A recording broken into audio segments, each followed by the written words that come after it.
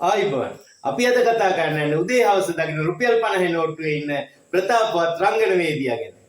ඒ තමයි කාලයත් එක්ක අලුත් ට්‍රෙන්ඩ් එක අපිට අමතක වෙලා ගිය උඩරට නර්තන කලාව ලෝකයට ගෙන ගිය මහා පෞරුෂය නිත්‍යවෙල ගුණය. එහෙමත් නැත්නම් නිත්‍යවෙල ගුණය ගුරුන්නාන්සේ.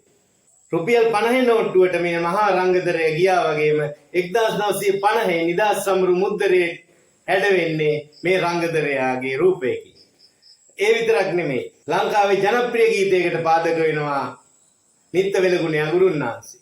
1957 ෆිල්ම්ෆෙයාර් සංගරාවේ මුල් පිටු 4ක් එයා වෙනුවෙන් වෙන් කරගන්න නිත්‍යවෙල ගුණය ගුරුන්නාන්සේට හැකියාව ලැබෙනවා. කවුද මේ නිත්‍යවෙල ගුණය ගුරුන්නාන්සේ? එයා තමයි සමනල වන්නම, තුරංගා වන්නම, මහබෝ වන්නම වගේම මයුරා වන්නම කියන වන්නම් වල නිර්මාතෘවරයා වෙන්නේ. නිත්‍යවෙල ගුණය ගුරුතුමා 1906 තමයි උපත ලබන්නේ දුම්බර මිටියාවතේ ලස්සන නිත්‍යවෙල කියන ගම්මානේ. අවුරුදු 3 නර්තන කලාව හදාරන්න පටන් ගන්නවා. වයස අවුරුදු 8 ඉඳලා වෙස්නට්ටුවෙක් විදියට අවුරුදු 57ක් ශ්‍රී දළදා පෙරහැරට රංගනයෙන් දායක වෙනවා. යක්දෙස්සලාගේ නිත්‍යවෙල ගුණය එහෙමත් නැත්නම් නිත්‍යවෙල ගුණය ගුරුන්නාන්සේ 1927 දී ජෝන් හෙන්බර්ග් මහත්මයාගේ ආරාධනාවකට වගේම සහයෝගීත්වයෙන් ජර්මනියට පිටත් වෙනවා. ජර්මනියේ මාස 9ක් ඉන්නවා විතරක් නෙමෙයි ශ්‍රී ලාංකීය උඩරට නර්තන කලාවේ නාමය ලෝකයට ගෙනියන්න නිත්‍යවෙල ගුණය ගුරුන්නාන්සේට හැකියාව ලැබෙනවා. ඉතින් අපි කලින් කිව්වා වගේ 1950 නිදහස් සමරු මුද්දරේට නිත්‍යවෙල ගුණය ගුරුන්නාන්සේගේ චිත්‍රයක් ඇතුළත් කරන්න එවකට හිටපු අග්‍රාමාත්‍ය මහාමාන්‍ය ඩී.එස්. සේනානායක මහත්මයා අනුමැතිය ලබා දීලා තියෙනවා. 1957 රුසියාවේදී පිච්චි ජාත්‍යන්තර තරුණ සමුළුවේ ශ්‍රී ලාංකීය නර්තන කණ්ඩායමේ නායකයා වෙන්නේ නිත්‍යවෙල ගුණය මහත්මයා. ඒ විතරක් නෙමෙයි යුරෝපා සංචාරයේදී එංගලන්තයේ රැජිනගේ ඇගයීමට පාත්‍ර වෙන්නත් නිත්‍යවෙල ගුණයට වාසනාව ලැබෙනවා. ඒ විතරක් නෙමෙයි අපි හැමෝම දන්න ෆිල්ම්ෆෙයාර් සම්මාන උළෙල 1958 ෆිල්ම්ෆෙයාර් සම්මාන උළෙල සඳහා නර්තනෙන් දායක වෙන්න නිත්‍යවෙල ගුණයට වාසනාව ලැබෙනවා. විතරක් නෙමෙයි මේ ෆිල්ම්ෆෙයාර් සංගරාවේ පිටු 4ක් වෙන් කරගන්න තමන්ගේ නමට නිත්‍යවෙල ගුණයට හැකියාව ලැබෙනවා. මේ වාතාවරණයට ප්‍රංශයේ සෝබෝන් විශ්වවිද්‍යාලය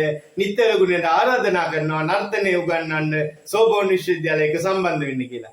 නමුත් නිත්‍යවෙල ගුණය ගුරුන්නාන්සේ අවස්ථාව ප්‍රතික්ෂේප කරනවා. 1957 දී තමයි නිත්‍යවෙල ගුණය ජනාධිපති සම්මානයට පාත්‍ර වෙන්නේ. එවකට ජනාධිපති විලියම් ගෝපල්ල මැතිතුමාත්. ඒ වගේම SWRD බණ්ඩාරනායක මහත්මයාත් සම්මානයට පාත්‍ර වෙන්න නිත්‍යවෙල ගුණය වාසනාවන්ත වෙනවා.